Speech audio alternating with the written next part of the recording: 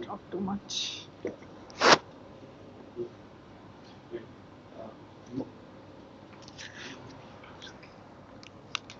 Morning everyone. Welcome to the second webinar of the series on Indian labor laws. The topic for the session is Code on Social Security. The speaker for the session is Rituparna Chakrabarti, co-founder and EVP of TeamLease Services. She is also the president of Indian Staffing Federation. Quick notes for all the participants. Please use the chat box to post your questions. In the interest of time, please limit your questions to code on social security. For all your other additional questions, please write to us and we will reach out to you with all the responses. Over to you. Good morning, everyone. Glad to have you back. I guess there would be some of you who are attending this series for the second time. The first one that we did in this series was on wage code, and today's one is on social security. Some of you might be new attendees, and for the benefit of the new attendees, I shall spend some time first to set the context around the importance of the labor codes and some of the in general benefits that emanate out of having these four labor codes. So it's not working. It's working now? Sorry. Okay.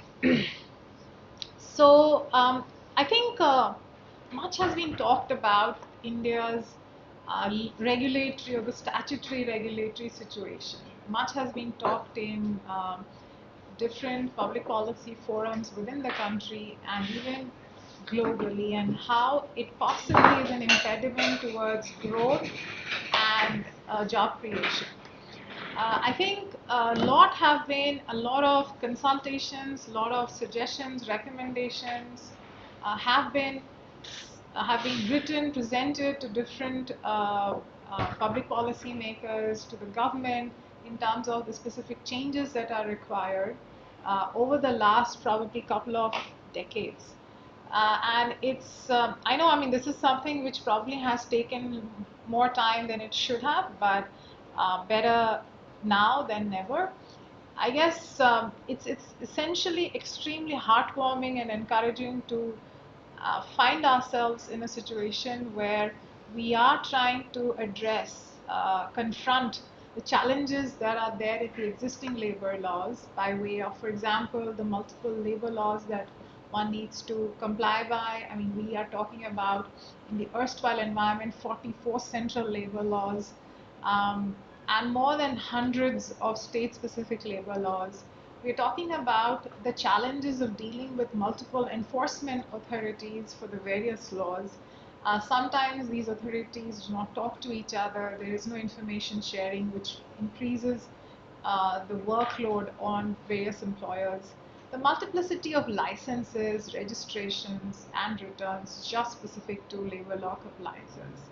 And in effect, what it leads to is there is a very large number of instances where non-compliance exists. Leaving aside the ones which exist on account of intent, there is a large number of non-compliance which exist in this country on account of lack of awareness or lack of understanding of the complexity that exists. And it has been a particular challenge. It has been a challenge for employers. It has been a challenge for potential employees and the youth who are joining the workforce every month. And it's been, I feel it's a huge challenge even for government to get a grip and hold over the compliance situation of this country. Given the multiplicity and given the complexity, I'm very confident to share with you that even the government at any point of time do not have a grip over what's going on. And that's, in the kind of world we are living in, that's not a happy situation. That will not help us come up with policies which are forward-looking and which strengthens the foundation of the organizations. So, to deal with the challenges that currently exist in the labor laws, finally, I think over the last 4-5 years, an attempt has been made to kind of consolidate the 44 central legislation under 4 labor codes. And at this point of time, those 4 labor codes, which are at this point of time, there is one which have actually been passed, which is the Code of Wages Bill, which was the one, which was the session we did in our first webinar. The Code on Social Security, which is also at a draft stage right now, the Code on Occupational Safety, Health and Working Conditions, and Code on Industrial Relations. We were earlier scheduled to do this particular webinar on the Code on Occupational Safety, Health and Working Conditions, but based on the phenomenal response that we got from all those who attended last time, we decided to prioritize the Code on Social Security. It also incidentally happens to be one of the more complex codes and controversial at the same time. So the only code or the only legislation which is now not part of these four labor codes are the ones on labor welfare and fund.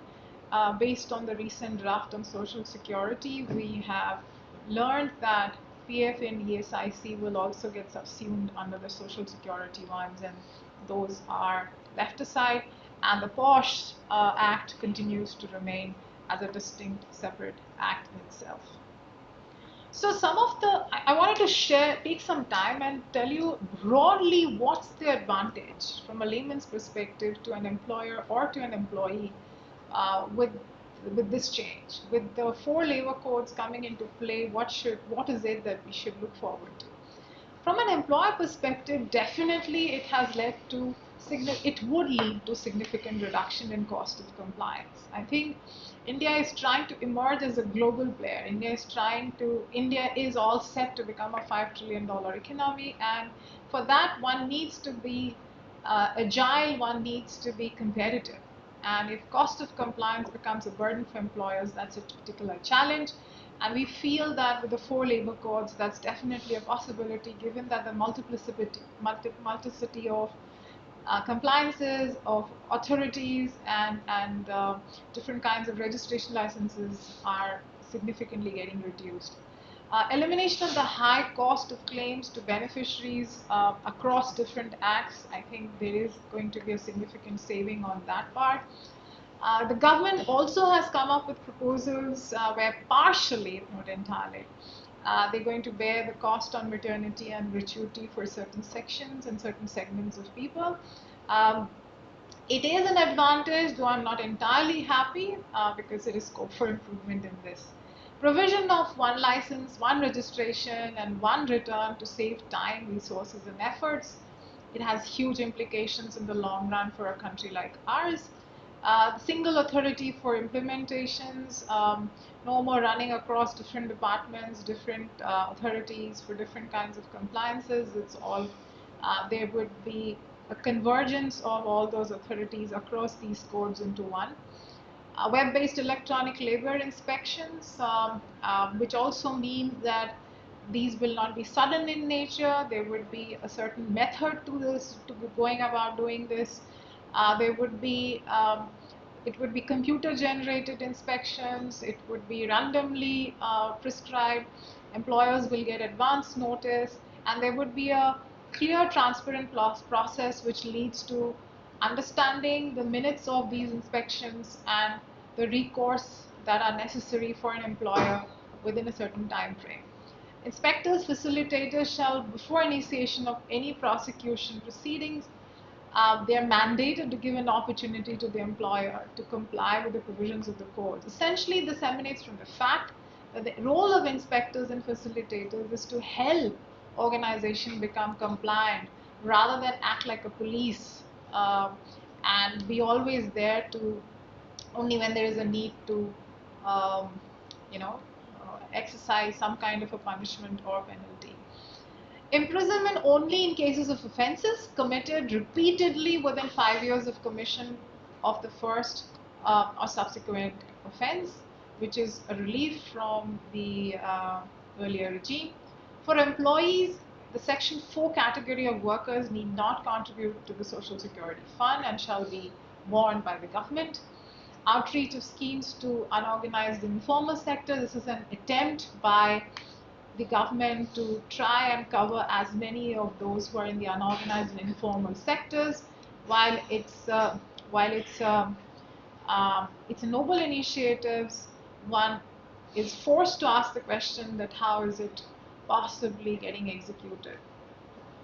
First time statutory provision to issue appointment letters to every employee to prevent exploitation and implementation of clear and transparent ways of employee engagement. Um, I mean, we all know that while this was best practice in certain sections, with certain employers, it was not something which was clearly stated. And I think this introduction, that's why is beneficial for the employees to know exactly what their entitlements are. The cutoff date for salary disbursement has been advanced to the 7th of the subsequent month as against 10th, which was the earlier mandate, which I feel is of course going to be hugely beneficial for employees. And there are no adages to it. It cuts across all kinds of organizations. So now let's just talk about the Social Security Code. It's in a draft stage at this point of time, but has already generated a lot of attention, largely on account of the kind of acts that it's trying to subsume. It subsumes the Employees Compensation Act of 1923, the Employees State Insurance Act of 1948, the Employees Provident Funds and Miscellaneous Provisions Act of 1952, the Maternity Benefit Act of 1961, the Payment of Gratuity Act of 1972, the Senior Workers Welfare Fund Act 1981, Building and Other Construction Workers Cess Act of 1996, and Unorganized Workers Social Security Act of 2008. All of these are heavyweight acts, and hence the importance of this particular code in draft. Of course, there have been some controversies around this act. I'm going to probably touch upon that right at the end of today's session. But so far, let me direct your attention on what is the current draft. Let me give you a disclaimer. There is a possibility that this draft undergoes some changes. It could be significant as well in nature. But I think it's always good for us to be prepared in advance in terms of what's coming, and hence the relevance of today's session. So the basic objective of the Social Security Code is to provide a comprehensive social security system that will cater to retirement, health, old age, disability, unemployment, and maternity needs of the 50 crore workers that are there in this country. In addition, which is probably one of the most newsworthy inclusion in the Social Security Code. In addition, the objective is to provide social security schemes for gig workers and online platform workers on matters relating to life and disability cover, health and maternity benefits, old age protection, and any other benefit as may be determined by the central government. If some of you have been following my narrative on this particular aspect, you would realize that it is something which we feel is premature at this stage of its evolution in India, evolution of gig economy in India. It also is restrictive to the model, and it's seen to challenge the very premise on which the gig economy operates and excels. I do believe that there should be provisions of some kind of health and insurance benefit, but stuff like old age protection and all, it's kind of it's to me honestly a non sequitur in a discussion like that of a gig economy, and hence I personally find it very difficult to understand and fathom the relevance of trying to regularize something which is actually helping so many millions of workers in this country already with alternative source of livelihood. So premature load bearing can be extremely harmful for the growth of this segment, and hence ample caution, especially on the part of public policy makers, need to be exercised to ensure that it doesn't become detrimental. One have to look at this as something which is distinct from regular employment, and should be given that respect and stature, freedom, more importantly. Okay, now I think it's important to understand the applicability of the different chapters of the code to employers. So from the Employees Provident Fund perspective, it applies to any organization which has minimum of 20 employees. From an ESIC, for ESIC, gratuity and maternity, for all of this, it applies to anyone with a minimum employee base of 10 and more.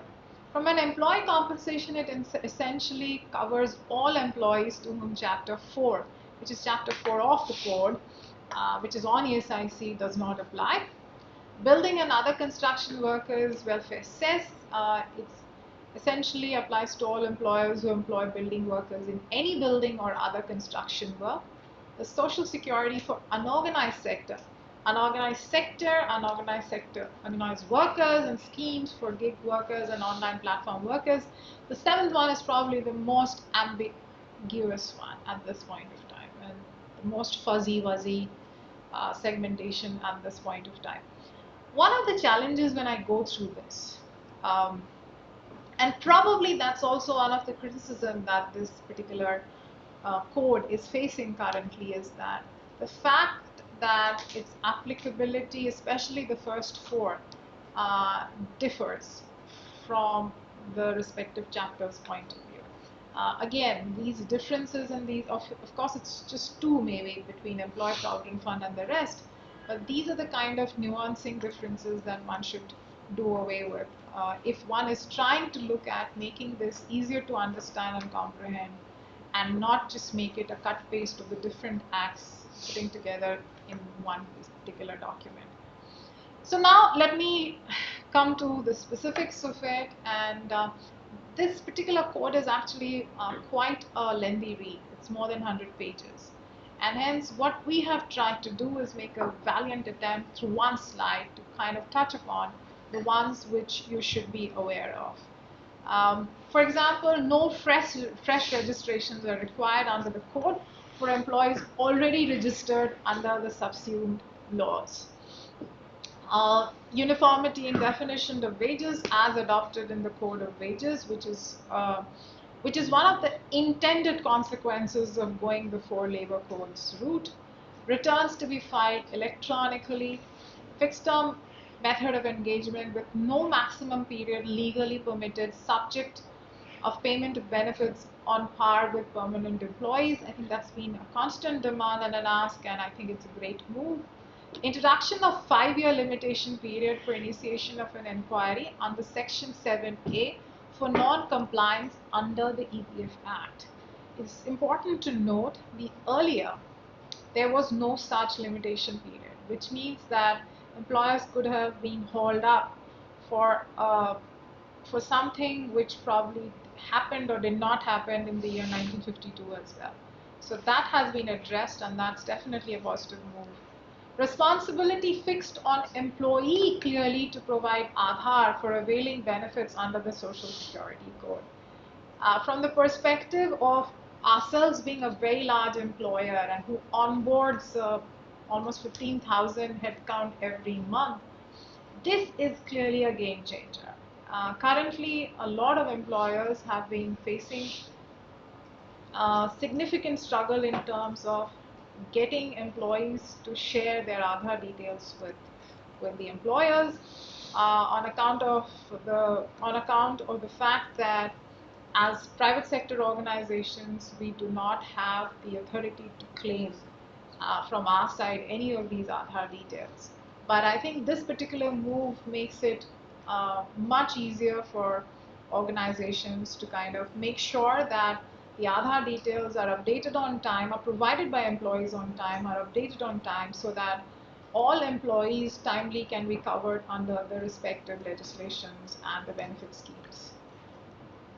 EPFO and ESIC corporations to be made body corporates to increase accountability. I think, again, a great move. Both of these organizations sitting on a corpus which probably put together would be in excess of 16,000, 17,000 crores, and hence it does call for that level of accountability. Generation of web-based inspection schemes, I touched upon it a bit earlier, randomized selection of employers for the purpose of inspection. Also, the role of these inspectors is supposed to be advisory in nature. They're supposed to help employers comply rather than just punish and penalize them. Inspections reports are supposed to be uploaded online within a specific time frame after the inspection to ensure there is absolute transparency, and the employers are expected to respond to these specific queries online as well. There is also a proposal to enhance the salary limit for women employees under the SIC scheme to 50,000 rupees to facilitate payment of maternity and other cash benefits. This is a positive as well as there is a negative attached to it, which I'm going to share with you in a bit. Labour Welfare Fund laws have not been merged with the code, leading to additional obligation and compliance for employers. We feel that this particular code definitely can be subsumed under the Social Security Code, and there's no reason to keep it separate. Insurance cover for payment of gratuity may be made mandatory, leading to blockage of working capital for employers. This is particularly going to be challenging. Dues towards EPFO and ESIC contribution shall have first charge on the assets of the establishment. That's quite steep. Provisions that government will contribute, after the amendment of the Maternity Benefit Act, there was a lot of public outcry. Subsequent to that, there was additional amendments made, and then there were suggestions that came from the government, wherein the government offered to kind of undertake responsibility of 50% of the maternity benefit cost of those women employees up to 15,000. Sorry, that's an error. It's 15,000 and not 50,000. However, that provision has completely been knocked out and has not been included in the current Social Security draft. Now, why is it important? While the government on one side have proposed an enhancement of salary limit to about 50,000 under the SIC scheme, that's the by the time the person avails of those benefits, it can be way past 9 months, and provided the person is eligible. And in such situation where the employee is not eligible, the burden of the maternity benefit again goes back to the employer.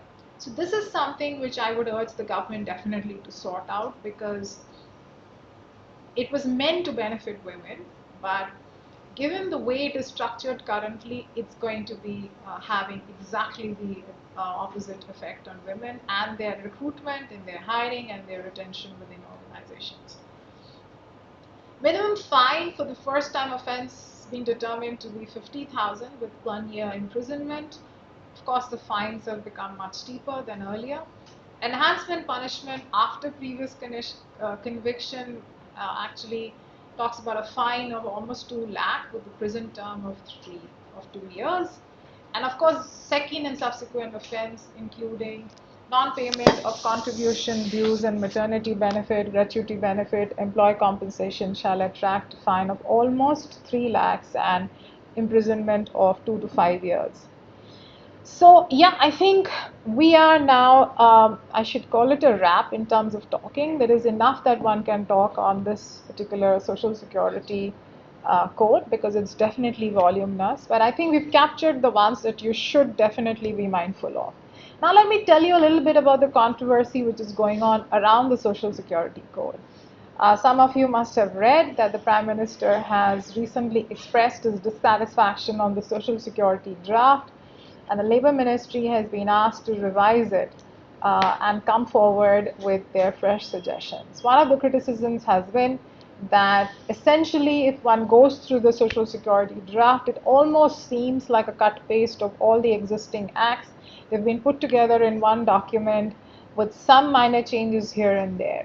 And that's a particular challenge. There is also a little bit of fuzzy-wuzziness in terms of what's going to be the role of EPFO, ESIC distinctly. Also, the idea was always that if it's going to be all subsumed, then it has to have one social security.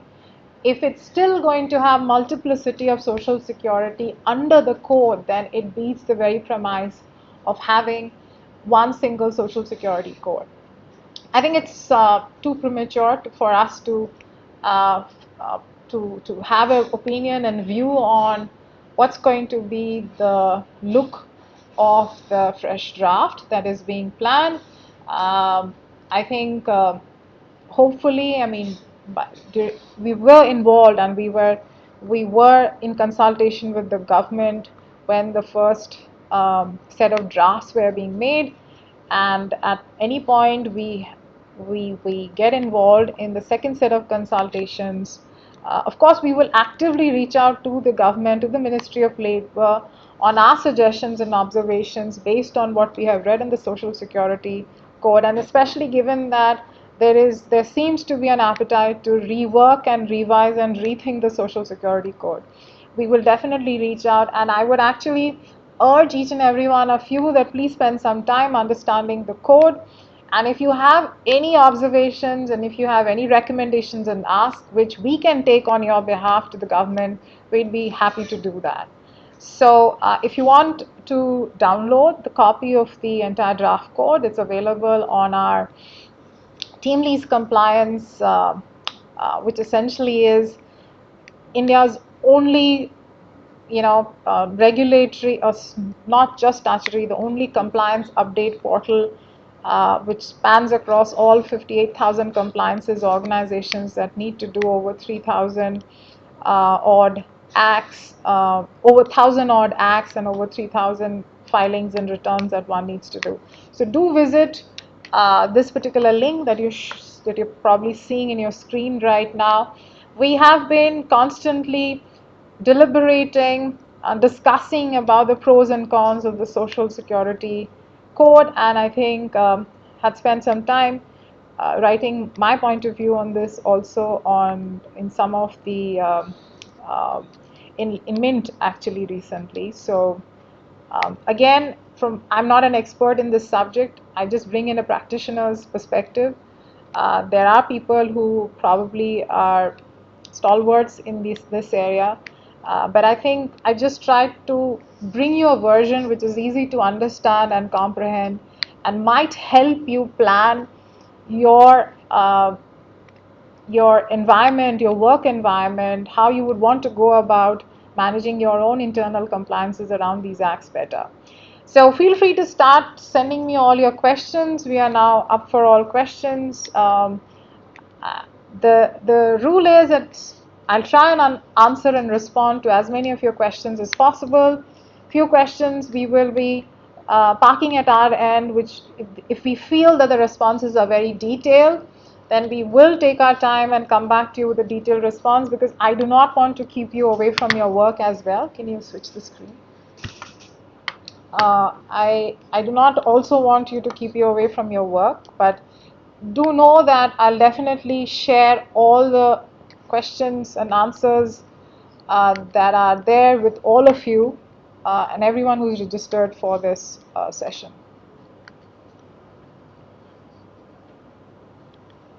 Can I see the questions?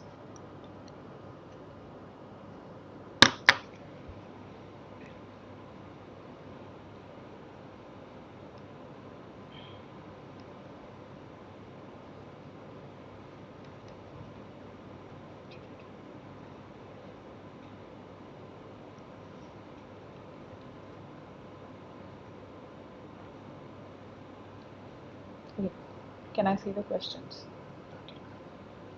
Okay. Why can't I see the live chat itself? Just show me the live chat.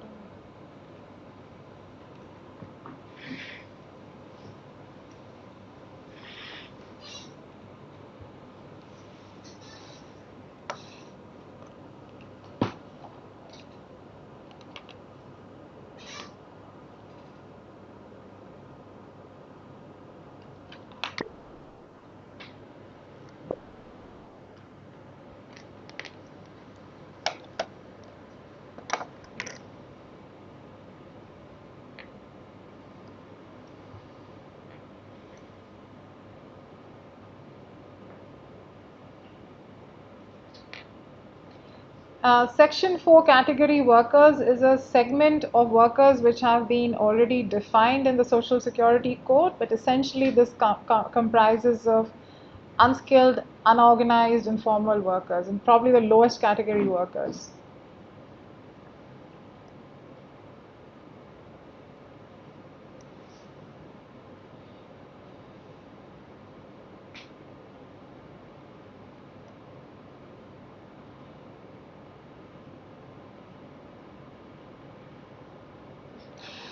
Is there anything in writing available which we can use to prove to auditors that applicability of PF amendments is prospective? Yeah, I think yes. SC's judgment has a retrospective effect. Amendment on definition of salary shall have a prospective effect. However, I think it would be prudent for organizations to at least be compliant with effect of 1st of April of this financial year, because I think the rest of it one can still probably look at challenging on from an individual employer organization's perspective.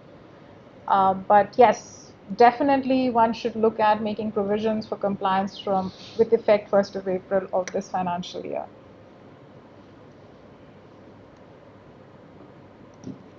Why are we giving a Gmail ID here to respond? They can just... Oh, okay. Was the voice very low? But that was too late probably.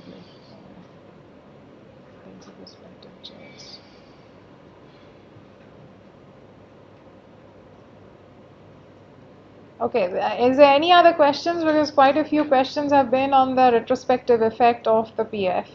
And I think we have responded to each of these questions. Are there any questions on the Social Security Act per se?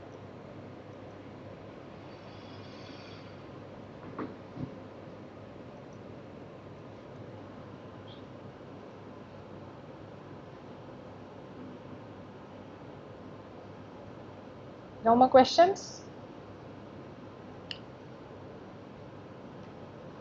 Thank you so much, Mukul. Maybe, I guess during the first half of the webinar, the voice quality was a little poor.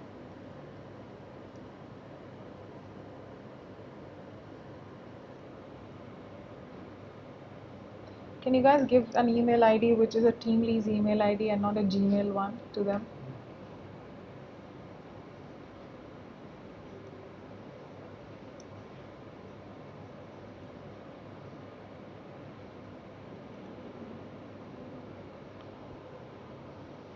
You can download Keyur the draft codes from teamleasecompliance.com. It's very easily available. Just go to the search option and type wage code and you'll find it.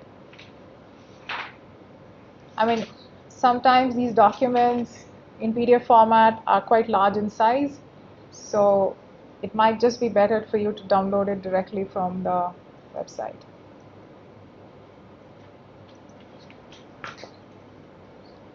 Child Labor Act, is it included in this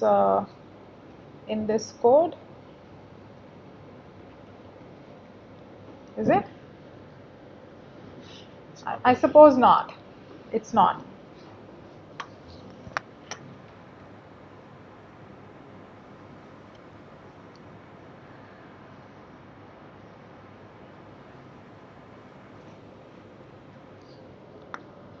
Any other questions that you have?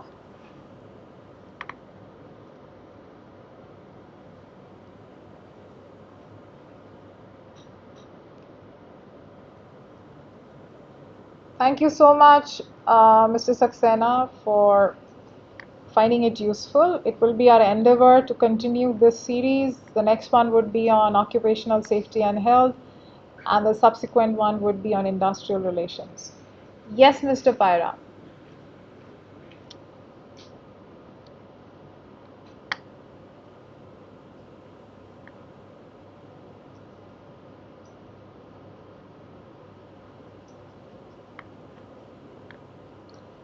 Actually, what we are doing is that all of it is on cloud, and hence, Mr. Para, the entire presentation would be, the entire link of the presentation can be made available to you, but it would be on a web environment. And then the recording of the entire session will be made available to you.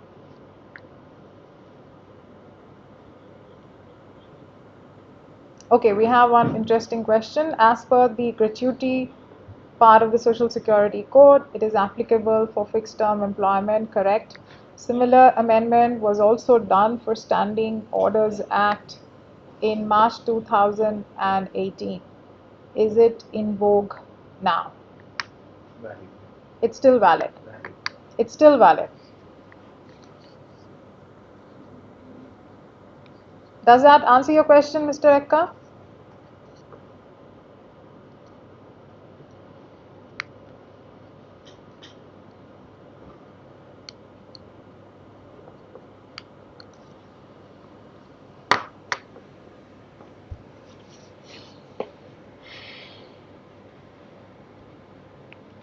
I think we shall take a couple of more questions and then we'll call it a day.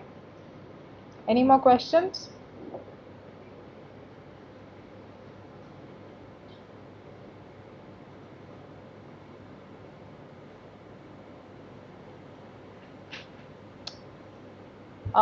Just to share with you that all those of you who have registered for this webinar, you will get the link to the entire session with its content. You will also get a list of all the questions that have been asked with responses to each one of them, so that it can be used as a ready reckoner at your end.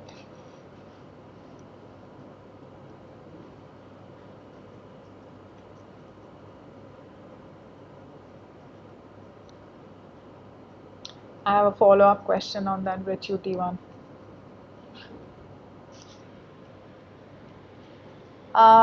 Mr. Kumar, you will, if you have registered for this webinar, you will definitely get a link of the entire webinar mailed across to you.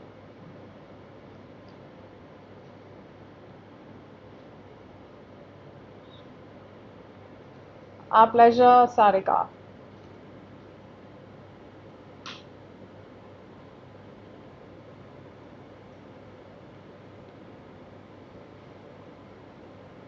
It is applicable for all kinds of employees who are not part of Chapter 4. It's a question on the Employee Compensation Act, right? Yes. The Employee Compensation Act is applicable to all employees who are not part of Chapter 4 of the code.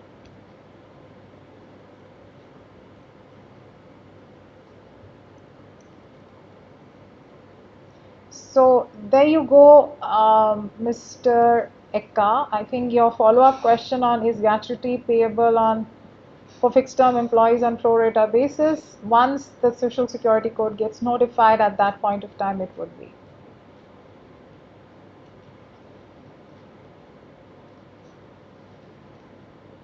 Our pleasure, Jayashree.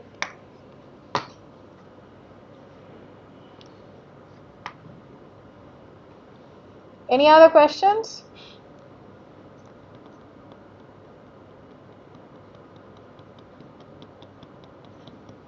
Any other questions? Any other questions? Should we call it a wrap now? You shall get this content, Mr. Chandra, in the next, maybe the next 2-3 days time, maximum. Excellent. Then you shall definitely get an email from our side.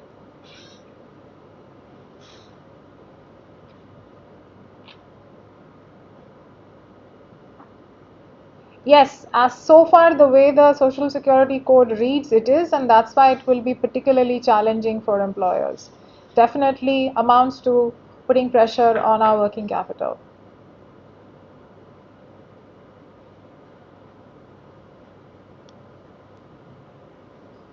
No, those who are under ESIC coverage are not under the coverage of the Workmen's Compensation Act.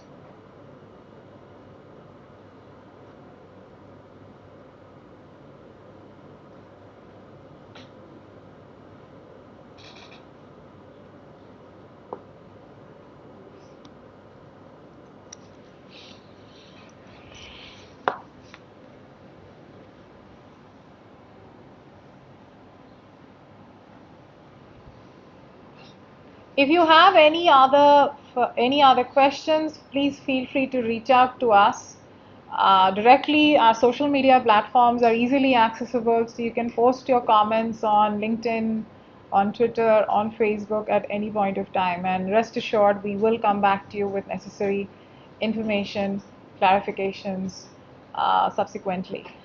Just to give you a heads up, I think our next session would be on occupational safety and health, and that's coming up on 5th of November. So please do spread the word, and please do register, and hopefully that would be an interesting session as well. Meanwhile, if you have any questions, advanced questions on the occupational safety, health and working conditions draft, please do reach out to us and send in those questions to us.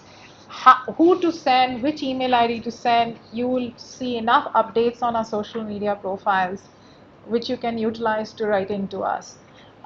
Also, if you have any questions pertaining to any of the other codes, the codes that we've already covered, please feel free to write to us. Just another reminder that the link of today's session will be made available to you online. Actually, our YouTube channel on TeamLease, this particular link will always be available. But nonetheless, all those of you who registered for this webinar, you will get an email from us in the next 2 days, which will have the entire link and an FAQ of all the questions that we received. Right? Thank you so much. Have a good day and look forward to seeing you in the next session.